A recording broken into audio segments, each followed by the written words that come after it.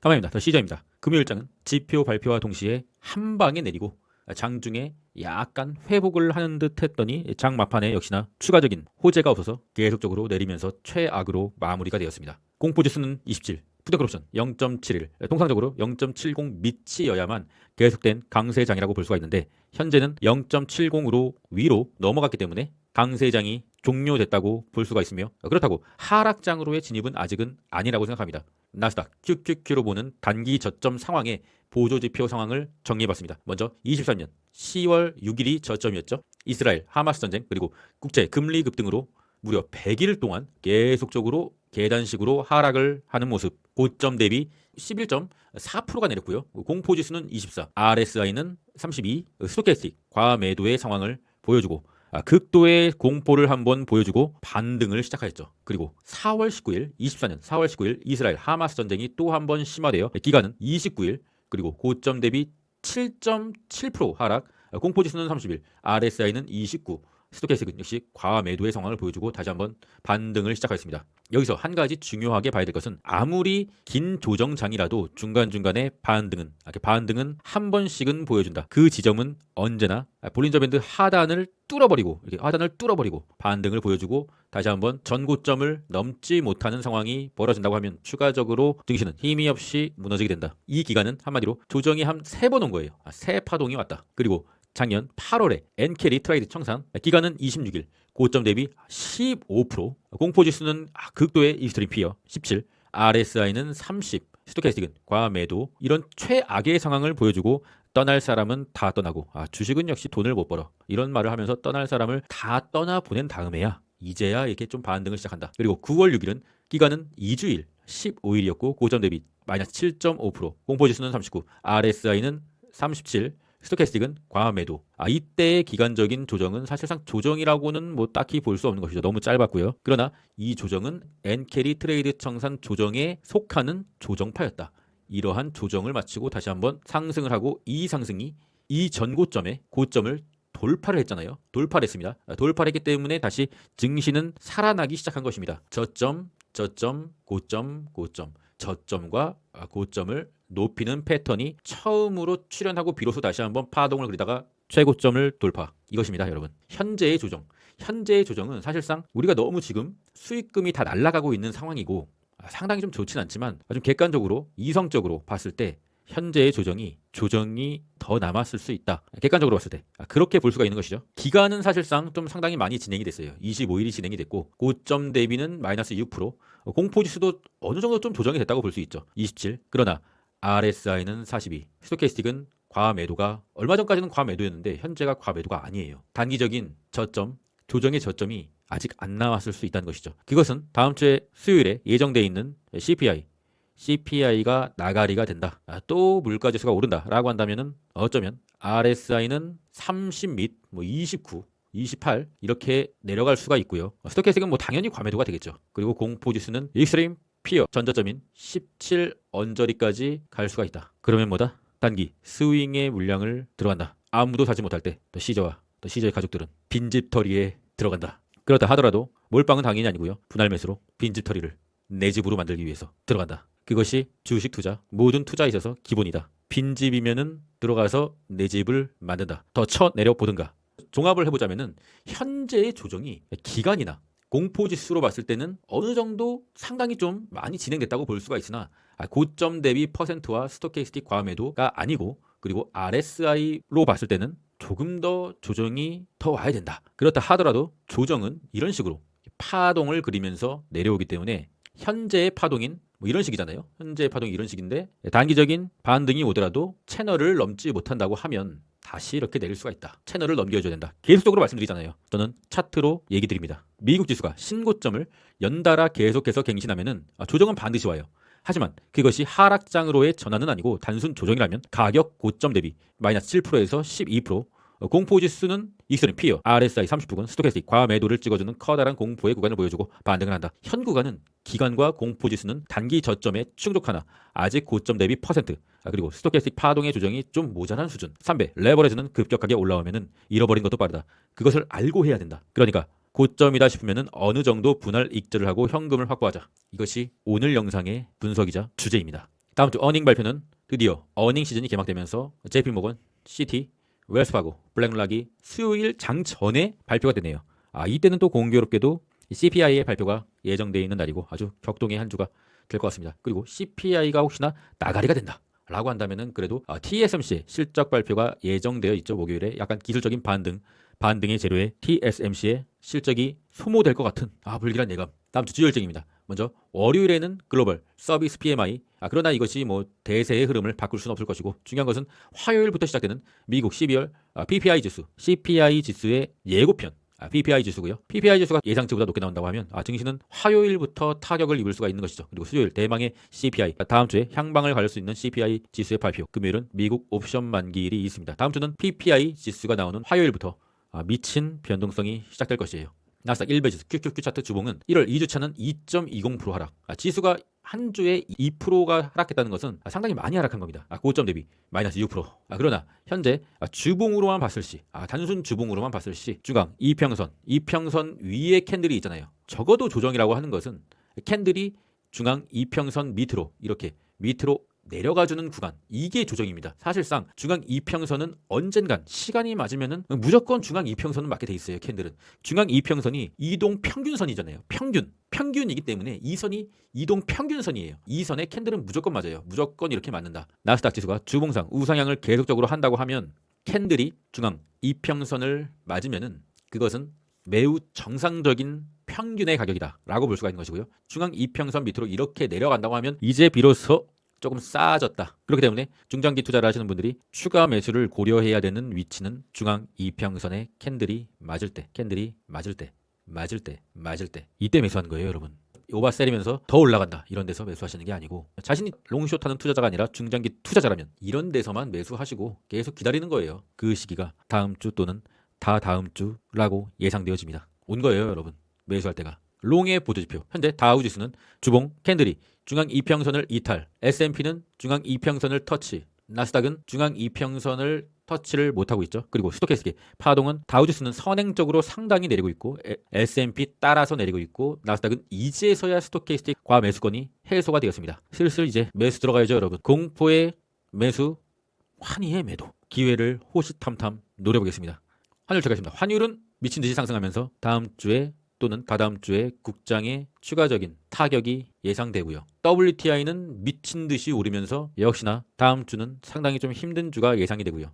통상적으로 유가가 상승하게 된다고 하면 주가는 약세의 흐름을 보인다. 스파이 1번입니다. 다시 한번 하락의 채널로 들어와 주면서 여기서 좀 우리가 유심히 봐야 될 것은 스파이가 일목균형표를 이탈했다. 이탈을 좀 하면 안 되는데 통상적으로 강세의 흐름을 보인다고 하면 이 일목균형표를 계속적으로 이탈하지 않고 계속 올라간다. 일목균형표를 이탈했다는 소식을 전해드리고 다우지수는 진작에 일목균형표는 이탈하고 단기적인 상승 추세의 하단선, 보라색 선까지 터치하는 모습. 이 보라색 선은 이탈하게 되면은 이 보라색 선은 이제 저항으로 작용을 하는데 이거는 좀 굉장히 좀 좋지 않거든요. 초장기적인 상승 채널 이때도 사실상 지지를 받은 거예요. 여기서 지지를 받고 이렇게 오른 거거든요. 그런데 여기서 이탈을 한다. 이 지지선은 굉장히 강력한 지지선인데 이탈을 한다. 이것은 우리가 좀 심각하게 생각해야 될 것이고요. 아직 이탈은 안 했습니다. 그런데 다음 주에 이탈은 거의 확실시 돼 보이는데 그러면은 우리가 좀 이거는 좀 쉽지 않다. 그렇게 생각을 해주셔야 되고요. 싸다고 무조건 죽기보다는 좀 관망이 필요한 시기. 그리고 US100 나스닥 지수 현재 계속적으로 맞고 떨어지고 올랐다 맞고 떨어지고 올랐다 맞고 떨어지고 떨어지는데 떨어지는 하단선의 간격이 아직도 이렇게 남아있어요. 그러면 우리가 단기적으로 주워봐야 될 때는 최소한 이 하단선, 추가적인 하락이 나와서 하단선에 맞으면은 단기적인 반등이 나와서 맞고 떨어지더라도 여기서 사서 여기서 팔면 되잖아요. 단기 물량이요. 장투 물량 말고요. 단기 물량은 그렇게 접근을 해야 된다고 보고 있으며 다음 주 이 CPI가 나가리가 되고 프리장부터 미친 듯이 내리면은 어쩌면 약간의 반등을 노리는 단타라도 해야 되지 않나. 저는 지금 그렇게 여러 가지 시나리오를 짜고 있습니다. 무조건 내린다고 해서 처맞고 있진 않습니다. TQ도 좀 상당히 좀 나스닥 지수와 똑같은 견해. 좀 좋지가 않고요. 단기적인 검정색선. 이 검정색선에서 좀 브레이킹이 되고는 있으나 역시나 하락의 채널로 지금 들어왔기 때문에 하락의 채널의 단기적인 하단선의 근처도 아니기 때문에 현재는 관망을 해야 된다. 엔비디아 금요일에 나스닥 대장주인 엔비디아가 내림으로써 전체 지수가 상당히 힘을 못 쓰고 같이 내려주는 모습이죠. 엔비디아는 그래도 이 빨간색 선을 지켜줘야 된다. 엔비디아가 일목균형표를 이탈하면 안 된다. 반도체가 드디어 우리의 기대를 또 완전히 무너뜨리고 다시 삼각수렴, 검정색 상단선, 하단선, 이 삼각수렴의 안으로 들어왔네요. 삼각수렴의 하단선을 그래도 지켜주는 모습인데 꼭 이렇게까지만 해야 됐나? 꼭 이렇게 모두 가져가야만 속이 후련했나? 쉽지 않은 상황이고요. 여기를 이탈하게 된다고 하면 사실상 이런 페이크 아웃도 기대해 볼 수 있긴 하지만 사실상 비중 축소를 약간 고려해 봐야 되는 시점이 아닌가. 그렇게 좀 쉽지 않은 상황으로 가고 있다. 속슬도 마찬가지고요. 테슬라는 그나마 금요일에 그렇게 보합권으로 마무리를 해줬는데 테슬라 같은 경우는 단기적으로 검정색 라인 $380 지지선이 있고요. 여기가 만약에 깨지게 된다고 하면 $363 단기적인 매물대가 상당히 많이 포진되어 있는 이 $363 라인을 지지로 보고 대응을 해주셔야 되겠습니다. 평단이 낮은 이런 평단, 좋은 평단을 가지고 계신 분들은 당연히 홀딩이고요. 제가 말씀드리고 있는 부분은 이러한 애매한 자리에서 막 급등할 때 추격 매수하신 분들 단기적인 지지 라인 $380 그리고 $360 보시면서 대응을 하셔야 될 것 같습니다. 저 같은 경우는 홀딩입니다. 보여주십시오.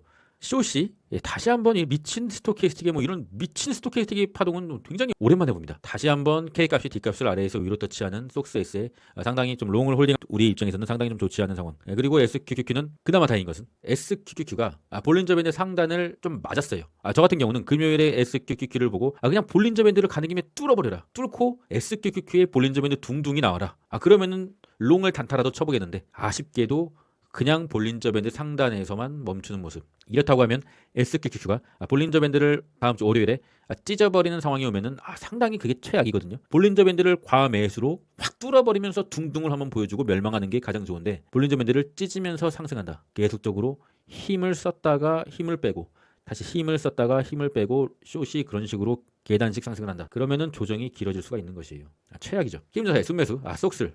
사지 말라니까요. 자꾸만 속슬을 이렇게 사시는지. MXTR의 2배롱이죠. 사지 마세요. 그러니까 자꾸만 내리는 거 아니겠습니까? TQ도 좀 사지 마시고요. 키움연사가 이렇게 막 미친 듯이 이렇게 사면은 좋지가 않아요. 이게 롱을 홀딩하는 우리의 입장에서 좋지가 않다는 거죠. 키움연사 좀 쉬세요. 쉬시고요. 살려주세요. 코인으로 넘어가서 코인의 공포지수는 62.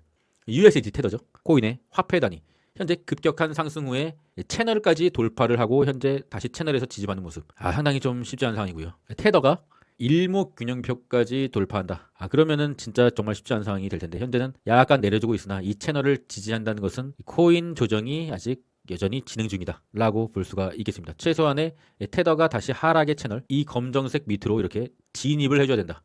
진입을 해줘야 비트코인이든 이더리움이든 알트코인이든 다시 한번 랠리를 이어갈 수가 있다. 현재 제가 매수를 전체적으로 쉬고 있어요. 매수를 전체적으로 쉬고 있다는 것은 포기했다는 뜻은 절대 아니고요. 반등의 초입에서 매수하는 게 낫겠다. 왜냐하면 조정이 언제까지 이어질지 알 수 없기 때문에 반등의 초입에서 차라리 매수하는 게 낫겠다는 생각이 들고 그 생각이 든 이유는 차트가 기준입니다. 현재는 조정이 끝나지 않았다. 비트코인 도면스도 똑같죠. 테더랑 이 채널 안으로 들어와 줘야 돼요. 들어와 주기 전까지는 매수를 좀 쉬면서 관망을 해야 된다. 비트코인의 일봉 여전히 지지부진한 흐름. 검정색 라인이 깨지면은 단기적으로 87K 두 번째 라인까지 내려올 수가 있다. 그 상황이 벌어지면은 남들이 손절할 때 차라리 그 물량을 받는 게 낫지 이렇게 알 수 없는 지리한 행보에서는 추격 매수를 하지 말고 그냥 보유 물량만 홀딩을 하는 것을 추천드립니다. 게더리움의 도미넌스가 파란색 선을 굉장히 좀 이탈하는 모습 상당히 좀 좋지가 않죠. 그래도 이더리움 차트로 보면은 이 파란색 선을 아직은 지켜주고 있다. 횡보를 할 거예요. 계속적으로 파란색 선을 건들고 이탈을 약간 하고 복귀를 해주면서 오랜 홀더들을 손절을 시킬 것으로 보여주고 있으며 현재는 관망입니다.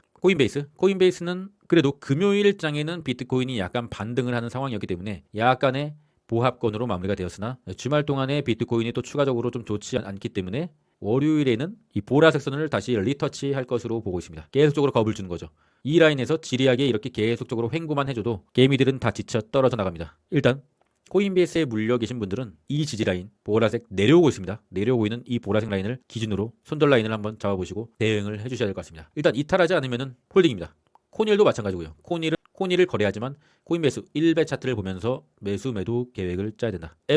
MSTR은 오랜 지지선, 빨간색 지지선을 기준으로 매매를 하시면 되는데 이탈해도 이렇게 페이크아웃으로 다시 들어올 수 있는 가능성이 있고 개인적으로 봤을 때는 MSTR이 추가적으로 이탈하고 추가적인 상승이 나오면은 싼 가격이 아닐 수도 있다. MSTR 같은 경우는 워낙에 센 고점이 역대급으로 센 고점이 나온 상황이기 때문에 단기적인 이렇게 반등이 오고 다시 쭉 내리는 피날레의 차트가 될 수도 있는 가능성이 있다. 그러니까 MSTR을 현재 매수하시는 분들은 이 전고점을 당연히 넘겠지라는 긍정적인 마인드보다는 약간 대응의 관점에서 단기 매매로만 접근하시길 바라겠습니다. 더 시저스 멤버십에 노갱드님, 배드저님 새롭게 멤버십 가입을 해주시고 상당히 감사드리고요. 자신이 장투 또는 스윙의 성향이다. 맨날 차트를 볼 시간이 없고 그러신 분들은 그냥 장기 멤버십, 자신이 조금 차트 볼 시간도 있고 단기 매매도 그냥 소소하게 하면서 차트도 한번 배워보고 싶다. 그러면 UDT 멤버십 가입해 주시면 최선을 다해보도록 하겠습니다. 관심 있으신 분들은 고정 댓글 링크를 확인해 주시고요.